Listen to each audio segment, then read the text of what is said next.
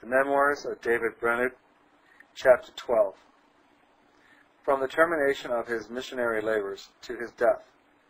On Friday, March 20th, 1747, about 11 a.m., he left Cranberry, little suspecting that he saw it and his beloved people for the last time.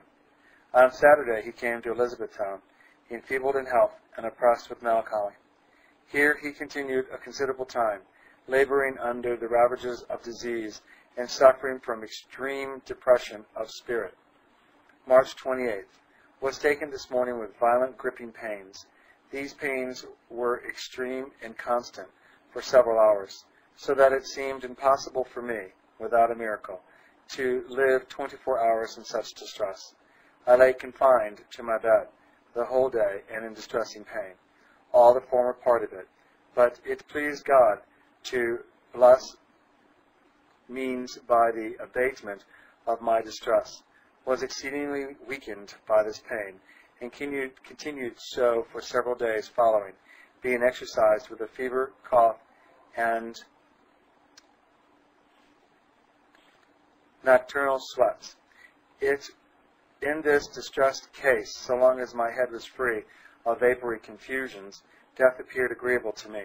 I looked on it as the end of toils and an entrance into a place where the weary are at rest, and I think I had some relish for the entertainments of the heavenly state, so that by these I was allured and drawn, as well as driven by the fatigues of life.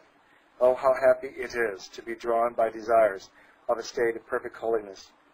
April 4th, was sunk and dejected, very restless and uneasy, by reason of the misimprovement of time, and yet knew not what to do. I longed to spend time in fasting and prayer, that I might be delivered from indolence and coldness in the things of God. But alas, I had not bodily strength for these exercises. Oh, how blessed a thing it is to enjoy peace of conscience. But how dreadful is the want of inward peace and composure of soul. It is impossible, I find, to enjoy happiness without redeeming time and maintaining a spiritual frame of mind. Lord's Day, April 5th. It grieved me to find myself so inconceivably barren. My soul thirsts for grace, but alas, how far was I from obtaining what appeared to me so exceeding excellent. I was ready to despair of ever being a holy creature, and yet my soul was delirious of following hard after God. But never did I see myself so far from having apprehended or being already perfect as at this time.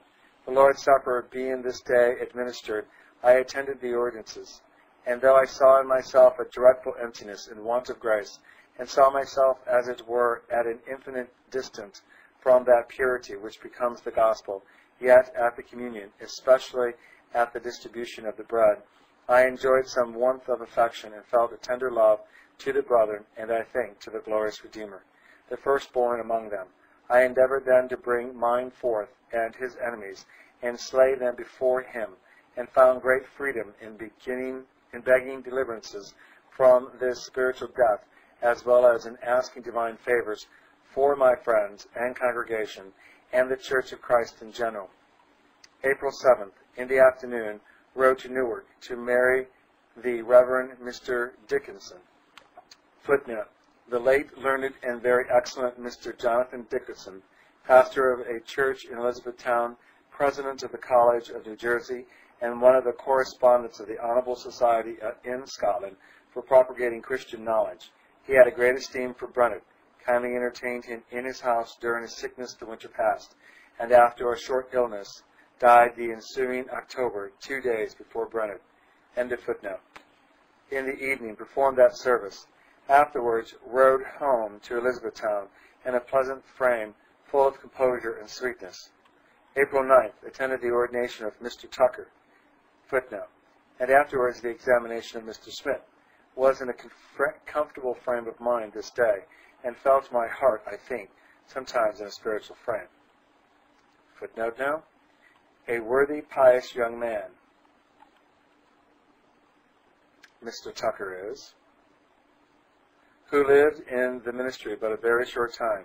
He died at Straitfield in Connecticut, the December following his ordination, a little while after Brennett's death at Northampton. He was taken ill on a journey, returning from a visit to his friends at Milton in Massachusetts, which, as I take it, was his native place, and Harvard College, the place of his education. End of footnote. April 10th. Spent the forenoon in Presbytery business. In the afternoon, rode to Elizabethtown, found my brother John there. Footnote. Spent some time in conversation with him, but was extremely weak and outdone, my spirits considerably sunk, and my mind dejected. Now, footnote. This brother of his had been sent for by the correspondents to take care of and instruct Brennard's congregation of Indians, he being obliged by his illness to be absent from them. He continued to take care of them till Brennard's death, and since his death has been ordained his successor in his mission, and to the charge of his congregation, which continues much to flourish under his pastoral care. End of the footnote. April 13th. Assisted in examining my brother. In the evening was in a solemn, devout frame, but was much overdone and oppressed with a violent headache. April 14th. Was able to do little or nothing. Spent some time with Mr. Brenham and other friends. This day my brother went to my people. April 15th. Found some freedom at the throne of grace several times this day. In the afternoon was very weak and spent the time in very little purpose, yet in the evening had, I thought, some religious warmth and spiritual desires in prayer. My soul seemed to go forth after God, and take complacency in his divine perfections. But alas, afterwards awfully let down my watch, and grew careless and secure. April 16th. Was in bitter anguish of soul in the morning, such as I have scarce ever felt, with a sense of sin and guilt. I continued in distress the whole day, attempting to pray wherever I went, and indeed could not help so doing, but looked upon myself so vile that I dared not look anybody in the face, and was even grieved that anybody should show me any respect, or that they should be so deceived as to think I deserved it. April 17th. In the evening, could not but think that God helped me to draw near to the throne of grace, though most unworthy, and gave me a sense of his favor, which gave me inexpressible support and encouragement. Though I scarcely dared to hope that the mercy was real, it appeared so great, yet could not but rejoice that even God should discover his reconciled face to such a vile sinner. Shame and confusion at times covered me, and then hope and joy and admiration of divine goodness gained the ascendant. Sometimes I could not but admire the divine goodness, that the Lord had not let me fall into all the grossest and vilest acts of sins and open scandal that could be thought of, and felt so much necessitated to praise God that this was ready for a little while to swallow up my shame and pressure of spirit on account of my sins, unquote. After this, his dejection and pressure of spirit returned, and he remained under it the 2 next days. April 20th. Was in a very disordered state, and kept my bed most of the day. I enjoyed a little more comfort than in several of the preceding days. This day I arrived at the age of 29 years. April 21st. I set out on my journey for New England, in order, if it might be the will of God, to recover my health by riding, traveled to New York, and there lodged. This proved his final departure from New Jersey. He traveled slowly, and arrived among his friends at East Haddam about the beginning of May. There is very little account in his diary of the time that passed from this his setting out on his journey on May 10th. He speaks of his sometimes finding his heart rejoicing in the glorious perfections of God and longing to live to him, but complains of the unfitness of his thoughts, and their being easy diverted from divine subjects, and cries out of his leanness as testifying against him in the loudest manner. Concerning those diversions which he was obliged to use for his health, he says that he sometimes found he could use diversions with singleness of heart, aiming at the glory of God, but that he also found there was a necessity of great care and watchfulness, lest he should lose that spiritual temper of his mind in his diversions, and lest they should degenerate into what was merely selfish without any supreme aim at the glory of God in him. Lord's Day, May 10th, at Hadline, footnote, a parish of Haddam in Connecticut. End of footnote. I could not but feel some measure of gratitude to God at this time, wherein I was much exercised, that he had always disposed me in my ministry to insist on the greatest doctrines of regeneration, the new creature, faith in Christ, progressive sanctification, supreme love to God, living entirely to the glory of God, being not our own, and the like.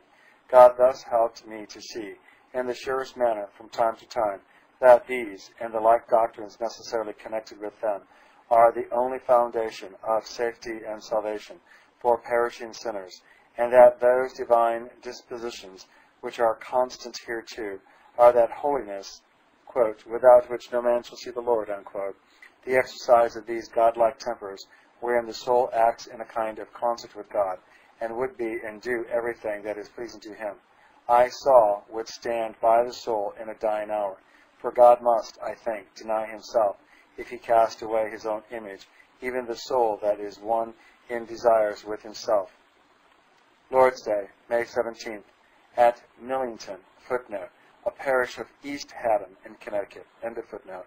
Spent the forenoon at home, being unable to attend public worship. At this time, God gave me such an affecting sense of my own vileness and the exceeding sinfulness of my heart that there seemed to be nothing but sin and corruption within me.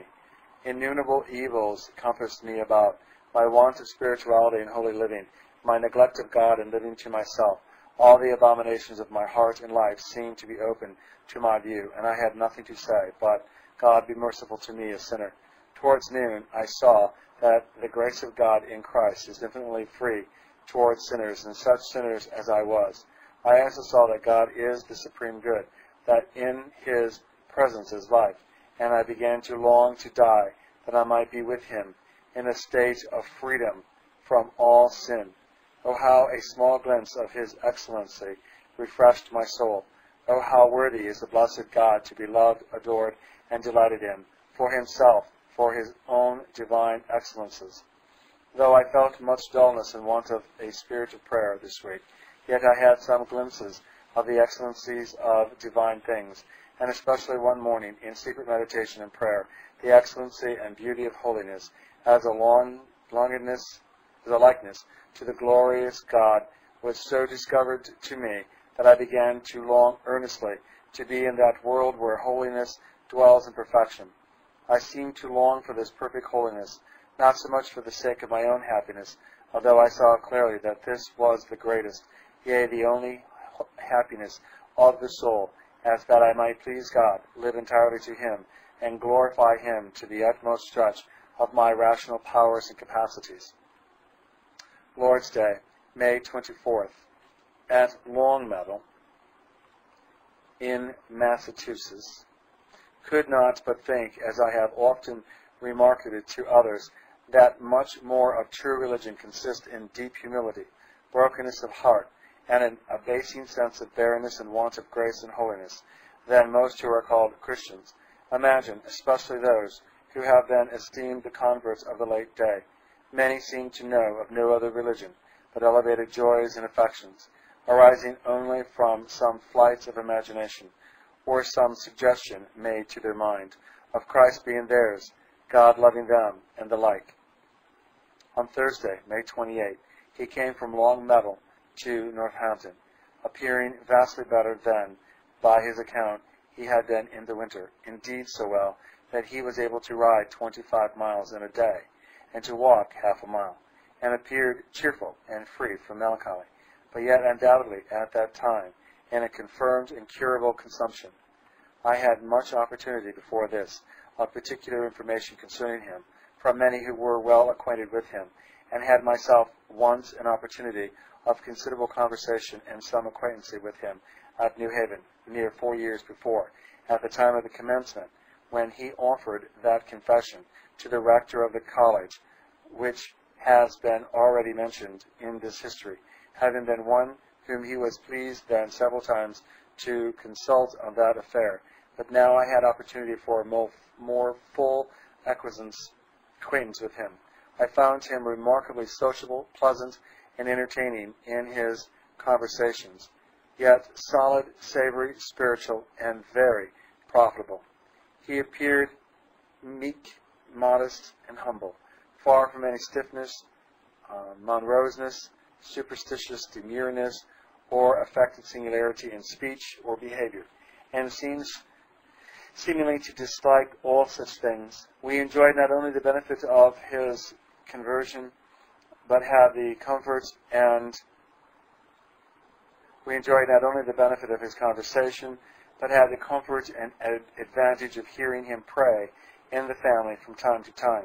His manner of praying was very agreeable, most becoming a worm in the dust and a disciple of Christ, addressing an infinitely great and holy God, Father of mercies, not with florid expressions or studied eloquency, not with any intemperate vehemence or indecent boldness. It was at a great distance from any appearance of obstination, and from everything that might look as though he meant to recommend himself to those that were about him, or to set himself off to their acceptancy. It was free also from vain repetitions, without impertinent excursions or needless multiplying of words. He expressed himself with the strictest propriety, with weight and pungency, and yet what his lips uttered seemed to flow from the fullness of his heart, as deeply impressed with a great and solemn sense of our necessities, unworthiness, and dependency, and of God's infinite greatness, excellency, and sufficiency, rather than merely from a warm and fruitful brain pouring out good expressions. I know not that I ever heard him so much as ask a blessing or return thanks at the table, but there was something remarkable to be observed both in the matter and manner of the performance. In his prayers, he insisted much on the prosperity of Zion, the advancement of Christ's kingdom in the world, and the flourishing and propagation of religion among the Indians. And he generally made it one petition in his prayer, that we might not outlive our usefulness. Lord's Day, May 31st, at Northampton. I had little inward sweetness in religion most of the week past, not realizing and beholding spiritually the glory of God and the blessed Redeemer, from whence always arise my comforts and joys in religion. If I have any will at all, and if I cannot so behold the excellencies and perfections of God as to cause me to rejoice in him for what he is in himself, I have no solid foundation for joy. To rejoice only because I apprehended I have an interest in Christ, and shall be finally saved, is a poor, mean business indeed. This week he consulted Dr. Mathers at my house concerning his illness, who plainly told him that there were great evidences of his being in a confirmed consumption, and that he could give him no encouragement that he should ever recover. But it seemed not to occasion the least discomposure in him, nor to make any manner of alteration as to the cheerfulness and serenity of his mind, or the freedom or pleasantness of his conversation. Lord's Day, June 7th. My attention was greatly engaged, and my soul still drawn forth this day, by what I heard of the exceeding preciousness of the saving grace of God's Spirit, that it almost overwhelmed my body in my weak state. I saw that true grace is exceedingly precious indeed, that it is very rare, and that there is but a very small degree of it, even where the reality of it is to be found. At least I saw this to be my case. In the preceding week, I enjoyed some comfortable seasons of meditation. One morning, the cause of God appeared exceedingly precious to me. The Redeemer's kingdom is all that is valuable in the earth, and I could not but long for the promotion of it in the world. I saw also that this cause is God's, that he has an infinitely greater regard and concern for it than I could possibly have, that if I have any true love to this blessed interest, it is only a drop derived from that ocean. Hence, I was ready to lift up my head with joy and conclude, well, if God's cause be so dear and precious to him, he will promote it. Thus I did, as it were, rest on God, that he would surely promote that which was so agreeable to his own will, though the time when must still be left to his sovereign pleasure. He was advised by the physicians still to continue riding, as what would tend above all other means to prolong his life. He was at a loss for some time which way to bend his course next, but finally determined to ride from hence to Boston, we having concluded that one of our family should go with him and be helpful to him in his weak and low state. June 9th. I set out on a journey from Northampton to Boston, traveled slowly, and got some acquaintancy with divers ministers on the road. Having now continued to ride for some considerable time together, I found myself much better than I had formerly done, and found that in proportion to the prospect I had of being restored to a state of usefulness, so I desired the continuance of life. But death appeared inconceivably more desirable to me than a useless life. Yet, blessed be God, I found my heart at times fully resigned and reconciled to this greatest of afflictions, if God saw fit thus to dwell with me. June 12th. I arrived in Boston this day, somewhat fatigued from my journey. Observe that there is no rest but in God. Fatigues of body and anxieties of mind attend us both in town and country. No place is exempt. Lord's Day, June 14th. I enjoyed some enlargement and sweetness in family prayer, as well as in secret exercises. God appeared excellent, his ways full of pleasure and peace, and all I wanted was a spirit of holy fervency to live to him. June 17th. This and the 2 preceding days I spent mainly in visiting the ministers of the town, and was treated with great respect by them. June 18th. I was taken exceedingly ill and brought to the gates of death by the breaking of small ulcers in my lungs, as my physicians supposed. In this extremely weak state, I continued for several weeks, and was frequently reduced so low as to be utterly speechless and not able so much as to whisper a word. Even after I had so far revived as to walk about the house and to step out of doors, I was exercised every day with a faint turn, which continued usually 4 or 5 hours, at which times, though I was not so utterly speechless, but that I could say yes or no, yet I could not converse at all, nor speak one sentence without making stops for breath, and divers times this season my friends gathered round my bed to see me breathe my last, which they expected every moment, as I myself did. How I was the first day or two of my illness with regard to do the exercise of reason I scarcely know. I believe I was somewhat shattered with the violency of the fever at times, but the 3rd day of my illness and constantly afterwards, for 4 or 5 weeks together, I enjoyed as much serenity of mind and clearness of thought as perhaps I ever did in my life. I think that my mind never penetrated with so much ease and freedom into divine things as at this time, and I never felt so capable of demonstrating the truth of many important doctrines of the gospel as now.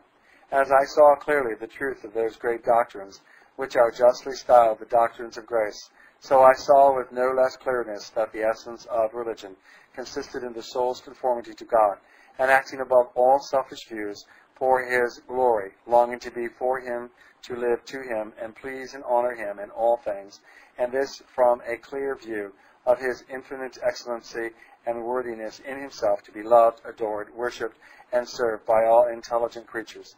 Thus I saw that when a soul loves God with a supreme love, he therein acts like the blessed God himself, who most justly loves himself in that manner. So when God's interests and his are become one, and he longs that God should be glorified, and rejoices to think that he is unchangeably possessed of the highest glory and blessedness, herein also he acts in conformity to God. In like manner, when the soul is fully resigned to, and rests satisfied and content with the divine will, here it is also conformed to God. I saw further that as this divine temper by which the soul exalts God and treads self in the dust is wrought in the soul by God's discovering his own glorious perfections in the face of Jesus Christ to it, by the special influences of the Holy Spirit, so he cannot but have regard to it as his own work, and as it is his image in the soul, he cannot but take delight in it. Then I saw again that if God should slight and reject his own mortal image, he must needs deny himself, which he cannot do. And thus I saw the stability and infallibility of this religion, and that those who are truly possessed of it have the most complete and satisfying evidences of their being interested in all the benefits of Christ's redemption, having their hearts conformed to him, and that these only are qualified by the employments and entertainments of God's kingdom of glory, as none but these have any relish for the business of heaven, which do ascribe glory to God and not to themselves, and that God, though I would speak it with great reverency of his name and perfection, cannot, without denying himself, finally cast such away. The next thing I had then to do was to inquire whether this was my religion, and here God was pleased to help me to the most easy remembrances and critical review of what had passed in course of a religious nature, though several in the latter years of my life. Although I could discover much corruption attending my best duties, many selfish views and carnal ends, much spiritual pride and self-exaltation, and innumerable other evils which compassed me about, yet God was pleased, as I was reviewing, quickly to put this question out of doubt, by showing me that I had, from time to time, acted above the utmost influence of mere self-love, that I had longed to please and glorify him as my highest happiness, etc. This review was, through grace, attended with the present feeling of the same divine temper of mind. I felt now pleased to think of the glory of God, and longed for heaven as a state wherein I might glorify God perfectly, rather than a place of happiness for myself. This feeling of the love of God in my heart, which I trust the Spirit of God excited in me afresh, was sufficient to give me a full satisfaction and make me long, as I had many times before done, to be with Christ. I did not now want any of the sudden suggestions which many are so pleased with, that Christ and his benefits are mine, that God loves me, etc., in order to give me satisfaction about my state. No, my soul now abhorred those delusions of Satan, which are thought to be the immediate witness of the Spirit, while there is nothing but an empty suggestion of a certain fact, without any gracious discovery of the divine glory, or of the Spirit's work in their own hearts. I saw the awful delusion of this kind of confidence, as well as the whole of that religion, from which they usually spring, or at least of which they are the attendants. The false religion of the late day, though a day of wondrous grace, the imagination, the impressions made only of the animal affections, together with the sudden suggestions made to the mind by Satan, transformed into an angel of light, of certain facts not revealed in Scripture, and many such like things, I fear, have made up the greater part of the religious appearance in many places. These things I saw with great clearness when I was thought to be dying. God gave me great concern for his church and interest in the world at this time, not so much because the late remarkable influence upon the minds of people was abated, as because that false religion, those hearts of imagination, and wild and selfish commotion of the animal affections, which attended the work of grace, had prevailed so far. This was that which my mind dwelt upon almost day and night, and this, to me, was the darkest appearance respecting religion in the land, for it was this, chiefly, that had prejudiced the world against inward religion, and I saw the great mystery of all was, that so few saw any manner of difference between those exercises which are spiritual and holy, and those which have self-love only for the beginning, center, and end. As God was pleased to afford me clearness of thought and composure of mind almost continually for several weeks together under my great weakness, so he enabled me in some measure to improve my time, as I hope, to valuable purposes. I was enabled to write a number of important letters to friends in remote places, and sometimes I wrote when I was speechless, an example, unable to maintain conversation with anybody, though perhaps I was able to speak a word or two so as to be heard. Among the letters written at this period were the following. The reader will perceive that they were written by one, conscious that he was standing at the verge of the grave and realizing in no ordinary degree the infinite importance of eternity.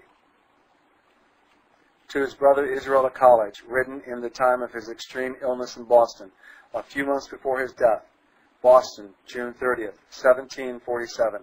My dear brother, it is on the verge of eternity I now address you. I am heartily sorry that I have so little strength to write what I long so much to communicate to you. But let me tell you, my brother, eternity is another thing than we ordinarily take it to be in a healthful state. Oh, how vast and boundless! Oh, how fixed and unalterable! Oh, of what infinite importance it is that we be prepared for eternity. I have been just a-dying, now for more than a week, and all around me have thought me so. I have had clear views of eternity, have seen the blessedness of the godly in some measure, and have longed to share their happy state, as well as been comfortably satisfied that through grace I should do so. But oh, what anguish is raised in my mind to think of eternity for those who are Christless, for those who are mistaken, and who bring their false hopes to the grave with them. The sight was so dreadful, I could by no means bear it. My thoughts recoiled, and I said, under a more affecting sense than ever before, who can dwell with everlasting burnings? Oh, methought could I now see my friends, that I might warn them to see to it that they lay their foundation for eternity sure. And for you, my dear brother, I have been particularly concerned, and have wondered. I so much neglected conversing with you about your spiritual state at our last meeting. O my brother, let me then beseech you now to examine whether you are indeed a new creature, whether you have ever acted above self, whether the glory of God has ever been the sweetest and highest concern for you, and the highest concern with you, whether you have ever been reconciled to all the perfections of God. In a word, whether God has been your portion, and a holy conformity to Him your chief delight. If you cannot answer positively concerning seriously the frequent breathings of your soul, but do not, however, put yourself off with a slight answer, if you have reason to think you are graceless, oh, give yourself and the throne of grace no rest till God arise and save. And if the case should be otherwise, bless God for His grace, and press after holiness. Footnote. Bennett afterwards had greater satisfaction concerning the state of his brother's soul by much opportunity of conversation with him before his death. End of footnote. My soul longs that you should be fitted for, and in due time go into the work of the ministry. I cannot bear to think of your going into any other business in life. Do not be discouraged because you see your elder brothers in the ministry die early, one after another. I declare, now I am dying. I would not have spent my life otherwise for the whole world, but I must leave this with God. If this line should come to your hands soon after the date, I should be almost desirous you should set out on a journey to me. It may be you may see me alive, which I should much rejoice in. But if you cannot come, I must commit you to the grace of God where you are. May He be your guide and counselor, your sanctifier and eternal portion. O my dear brother, flee fleshly lust and the enchanting amusements as well as corrupt doctrines of the present day, and strive to live to God. Take this as the last line from your affectionate dying brother, David Brennan. To a young gentleman, a candidate for the work of the ministry, for whom he had a special friendship, also written at the same time of his great illness and nearness to death in Boston. Very dear sir, how amazing it is that the living who know they must die should, notwithstanding, put far away the evil in a season of health and prosperity, and live at such an awful distance from a familiarity with the grave and the great concerns beyond it. Especially it may justly fill us with surprise that any whose minds have been divinely enlightened to behold the important things of eternity as they are, I say, that such should live in this manner. And yet, sir, how frequently is this the case? How rare are the instances of those who live and act from day to day, as on the verge of eternity, striving to fill up all their remaining moments in the service and to the honor of their great Master. We insensibly trifle away time, while we seem to have enough of it, and are so strangely amused as in a great measure to lose a sense of the holiness and blessed qualifications necessary to prepare us to be inhabitants of the heavenly paradise. But, oh, dear sir, a dying bed, if we enjoy our reason clearly, will give another view of things. I had now, for more than 3 weeks, lain under the greatest degree of weakness, the greater part of the time expecting daily and hourly to enter into the eternal world. Sometimes have been so far gone as to be wholly speechless for some hours together. Oh, of what vast importance has a holy spiritual life appeared to me at this season. I have longed to call upon all my friends to make it their business to live to God, and especially all that are designed for or engaged in the service of the sanctuary. Oh, dear sir, do not think it enough to live at the rate of common Christians. Alas, to how little purpose do they often converse when they meet together. The visits, even of those who are called Christians indeed, are frequently extremely barren, and conscience cannot but condemn us for the misimprovement of time while we have been conversant with them. But the way to enjoy the divine presence and to be fitted for the distinguishing service for God is to live a life of great devotion and constant self-dedication to Him, observing the motions and dispositions of our own hearts, whence we may learn the corruptions that lodge there and our constant need of help from God for the performance of the least duty. And, oh, dear sir, let me beseech you frequently to attend the great and precious duties of secret fasting and prayer. I have a secret thought from some things I have observed, that God may perhaps design you for some singular service in the world. Oh, then labor to be prepared and qualified to do much for God. Read Mr. Edwards' piece on the affections again and again, and labor to distinguish clearly from experiences and affections in religion, that you may make a difference between the gold and the shining dross. I say, labor here, if ever you would be a useful minister of Christ, for nothing has put such a stop to the work of God in the late day as the false religion and the wild affections which attend it. Suffer me, therefore, finally to entreat you earnestly to give yourself to prayer, to reading and meditation on divine things. Strive to penetrate to the bottom of them, and never be content with a superficial knowledge.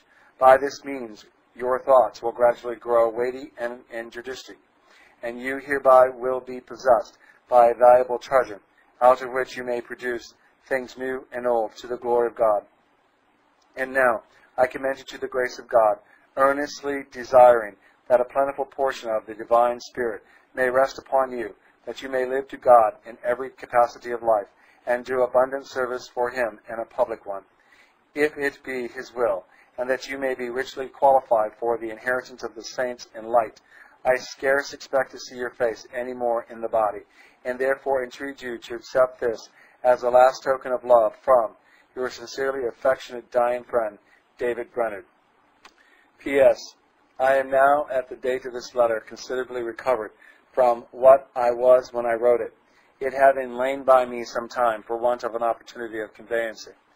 It was written in Boston. I am now able to write a little, and so am removed into the country, but have no more expectations of recovering than when I wrote, though I am a little better for the present, and therefore I still subscribe myself, your dying friend, etc., D.B. To his brother John at Bethel, the town of Christian Indians in New Jersey, written likewise at Boston when he was there on the brink of the grave in the summer before his death. Dear brother, I am now just on the verge of eternity, expecting very speedily to appear in the unseen world. I feel myself no more an inhabitant of earth, and sometimes earnestly long to depart and be with Christ. I bless God, He has for some years given me an abiding conviction that it is impossible for any rational creature to enjoy true happiness without being entirely devoted to Him. Under the influence of this conviction, I have in some measure acted, or that I had done more so. I saw both the excellency and necessity of holiness in life, but never in such a manner as now, when I am just brought from the sides of the grave. O my brother, pursue after holiness. Press towards this blessed mark, and let your thirsty soul continually say, I shall never be satisfied till I awake in thy likeness. Although there has been a great delight of selfishness in my views, of which I am ashamed, and for which my soul is humbled at every view, yet, blessed be God, I find I have really had, for the most part, such a concern for His glory, and for the advancement of His kingdom in the world, that it is a satisfaction to me to reflect upon these years. And now, my dear brother, as I must press you to pursue after personal holiness, to be as much in fasting and prayer as your health will allow, and to live above the rate of common Christians, so I must entreat you solemnly to attend to your public work, labor to distinguish between true and false religion, and to that end watch the motions of God's Spirit upon your own heart. Look to him for help, and impartially compare your experiences with his word. Read Mr. Edwards on the affections, where the essence and soul of religion is clearly distinguished from false affections. Footnote.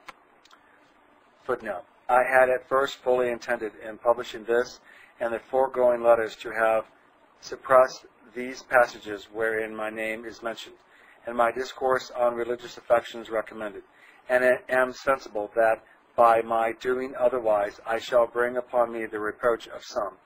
But how much soever I may be pleased with the accommodation of any performance of mine, and I confess I esteem the judgment and appropriation of such a person as Brainerd worthy to be valued and looked on myself as highly honored by it. Yet I can truly say the things that governed me in altering my forementioned determination with respect to these passages were these two.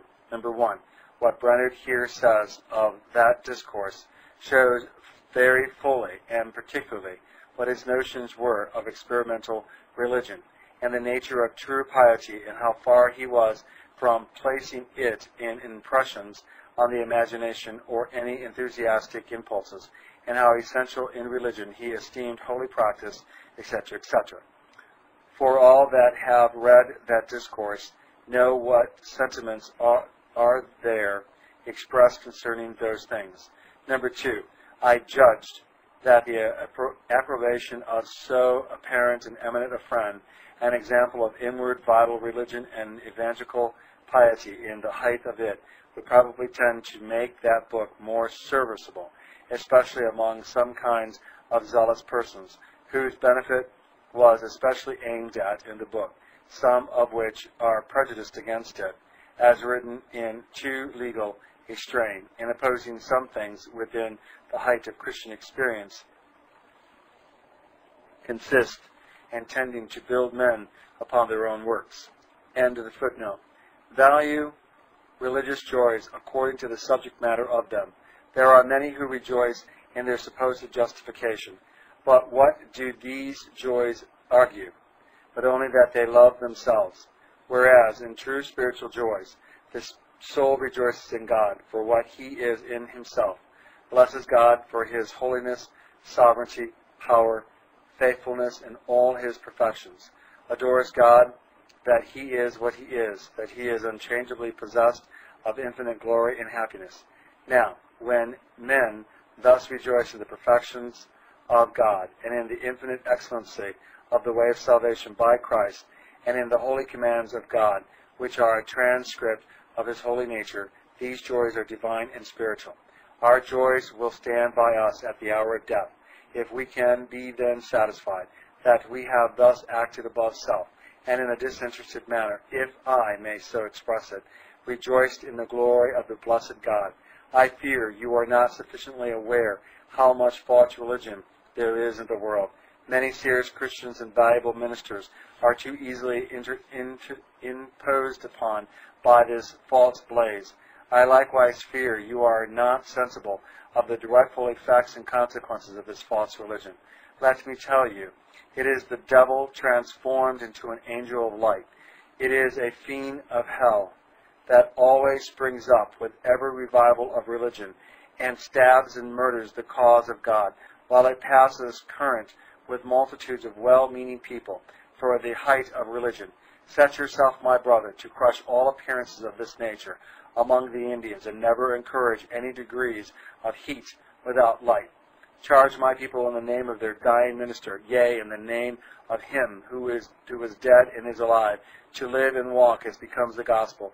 Tell them how great the expectations of God and his people are from them, and how awfully they will wound God's cause if they fall into vice, as well as fatally prejudice over other poor Indians.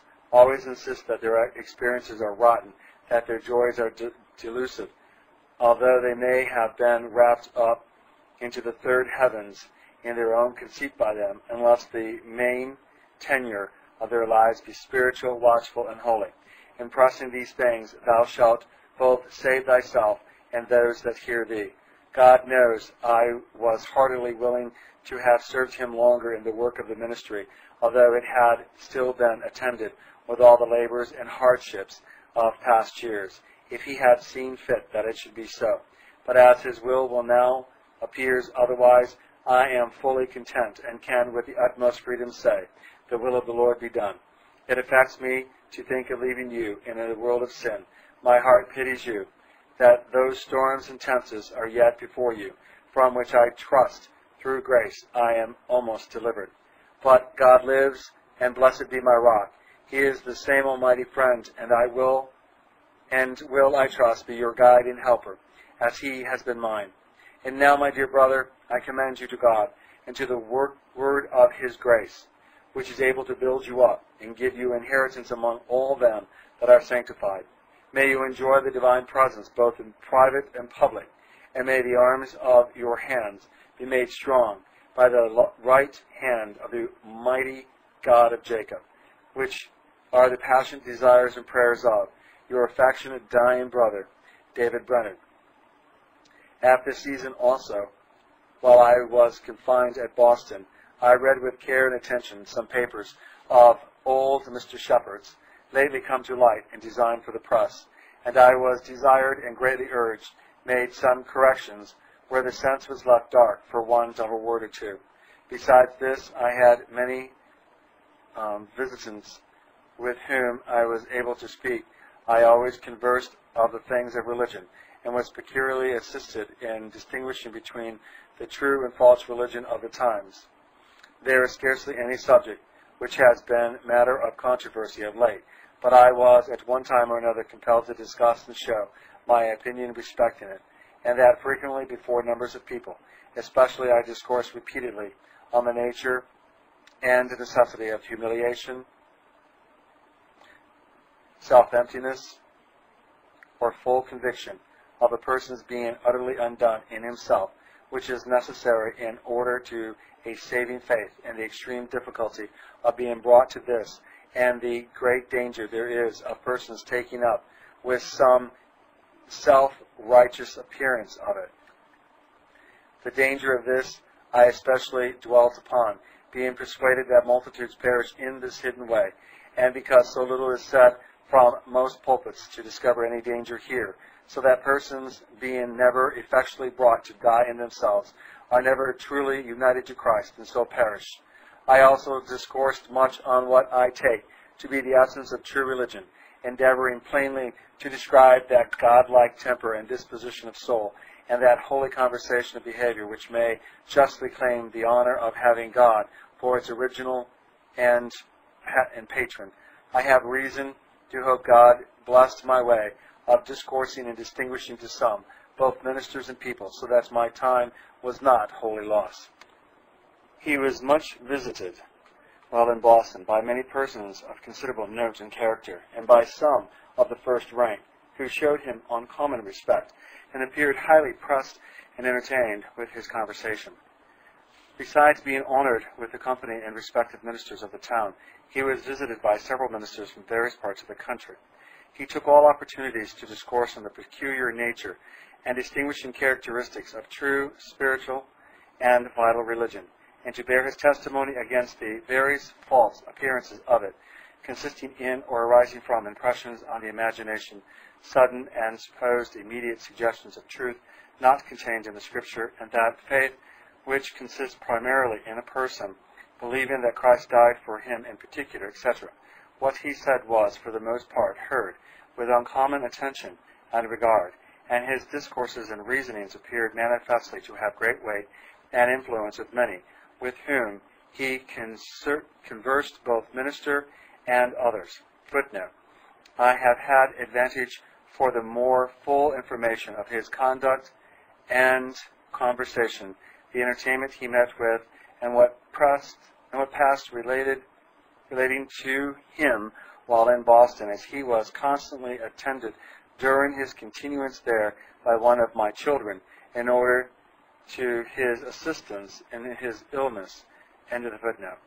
The Honorable Commissioner in Boston of the Incorporated Society in London for propagating the gospel in New England and parts adjacent having newly had committed to them a legacy of the late Reverend and famous Dr. Daniel Williams of London for the support of 2 missionaries to the heathen, were pleased while he was in Boston to consult him about a mission to those Indians called the Six Nations, particularly about the qualifications requisite in a missionary to those Indians. They were so satisfied with his sentiments on his head, and had such confidence in his faithfulness, his judgment, and discretion in things of this nature, that they desired him to undertake to find and recommend 2 persons fit to be employed in this business, and very much left the matter with him. Several pious and generously disposed gentlemen in Boston, moved by the wonderful narrative of his labors and success among the Indians in New Jersey, and more especially by their conversation with him on the same subject, took opportunity to inquire more particularly into the state and necessities of his congregation and the school among them, with a charitable intention of contributing something to promote the excellent designs of advancing the interests of Christianity among the Indians. Understanding that there was a want of Bibles for the school, 3 dozen Bibles were immediately procured, and 14 in bills of the old tenure given over and above, besides more large benefactions made afterwards, which I shall have occasion to mention in their proper place. Brennan's restoration from his extremely low state in Boston, so as to go abroad again and to travel, was very unexpected to him and his friends. My daughter, who was with him, writes thus concerning him in a letter dated June 23rd, quote, "On Thursday he was very ill, with a violent fever and extreme pain in his head and breast, and at turns delirious. So he remained till Saturday evening, when he seemed to be in the agonies of death. The family was up with him till 1 or 2 o'clock, expecting that every hour would be his last. On Sabbath day he was a little revived. His head was better, but very full of pain and exceeding sore at his breaths, but much put to it for breath, etc.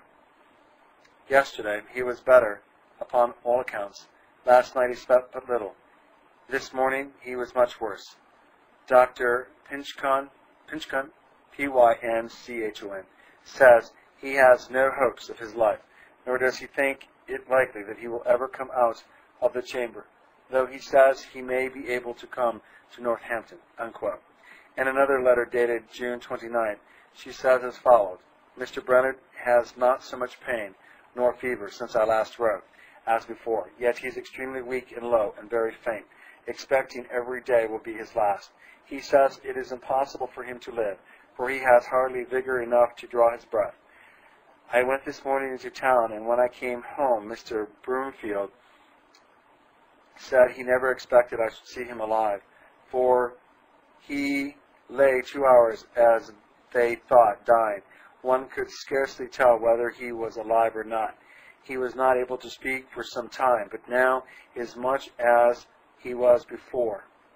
The doctor thinks he will drop away in such a turn. Mr. Brennan says he never felt anything so much like disillusion as that he felt today, and says he never had any conception of it being possible for any creature to be alive, and yet so weak as he is from day to day. The doctor says he should not be surprised if he should so recover as to live half a year, nor would it surprise him if he should die in half a day. Since I begin to write, he is not so well, having had a faint turn again, yet patient and resigned, having no distressing fears but the contrary," unquote. His physician, the Honorable Joseph Pinchon, Esquire, when he visited him and his extreme illness in Boston, attributed his sinking so suddenly into a state so extremely low and nigh unto death to the breaking of ulcers which had been long gathering in his lungs, as Brennan himself intimates in a aforementioned passage in his diary, and there discharging and diffusing their purulent matter. This, while nature was laboring and struggling to throw it off, which could be done no otherwise than by a gradual straining of it through the small vessels of those vital parts, occasioned a high fever and violent coughing through the whole frame of nature into the utmost disorder, and brought it near to a dissolution. But it was supposed that the strength of nature held to the lungs had this way gradually cleared themselves of this putrid matter. he might revive and continue better, till new ulcers gathered and broke.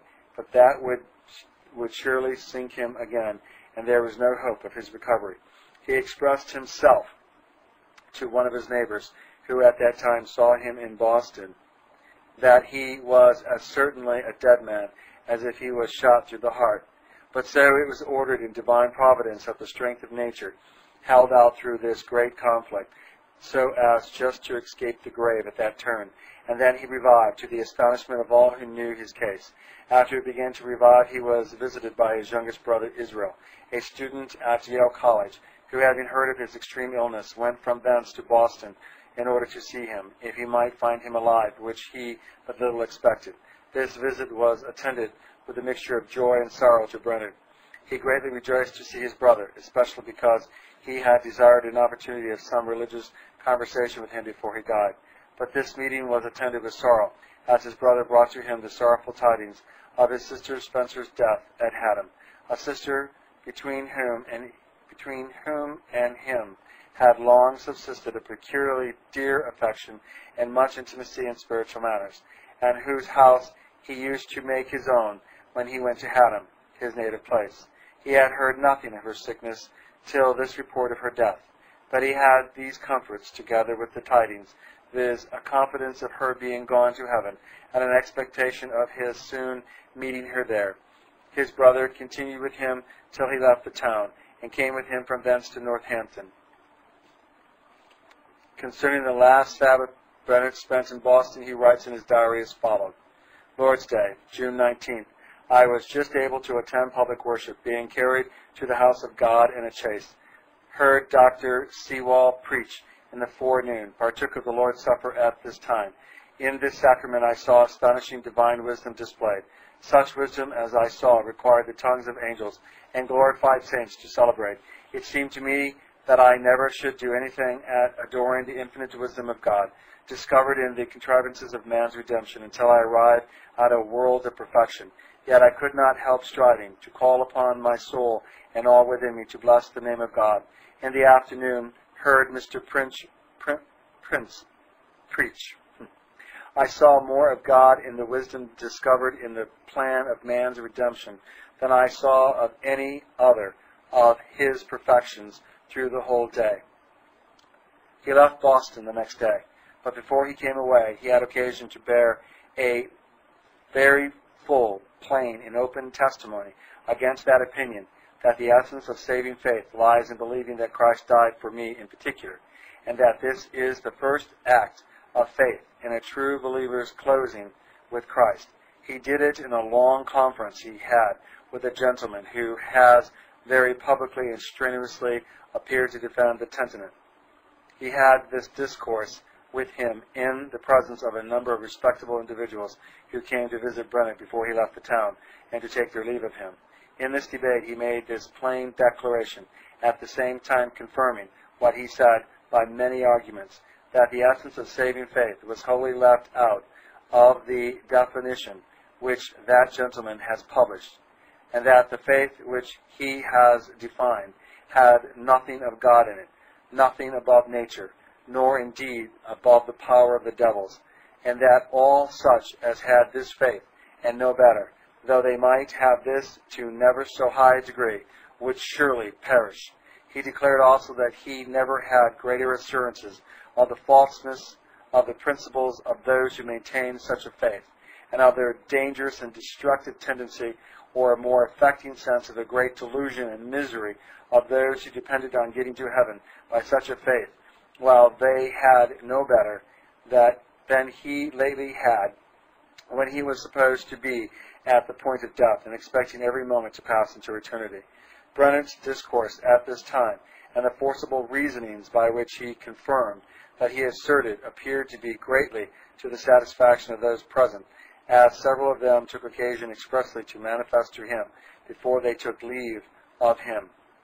When this conversation was ended, having bid an affectionate farewell to his friends, he set out in the cool of the afternoon on his journey to Northampton, attended by his brother and my daughter, who went with him to Boston, and would have been accompanied out of the town by a number of gentlemen, besides that honorable person who gave him his company for some miles on that occasion, as the testimony of their esteem and respect, had not his aversion to anything of pomp or show prevented it. July 25th. I arrived here at Northampton, having set out from Boston on Monday, about 4 o'clock p.m. In this journey I rode about 16 miles a day, one day with another, was sometimes extremely tired and faint on the road, so that it seemed impossible for me to proceed any further. At other times I was considerably better, and felt some freedom both of the body and mind. Lord's Day, July 26th. This day I saw clearly that I should never be happy. Yea, that God himself could not make me happy, unless I could be in a capacity to please and glorify him forever. Take away this, and admit me in all the fine heavens that can be conceived of by men or angels, and I should still be miserable forever.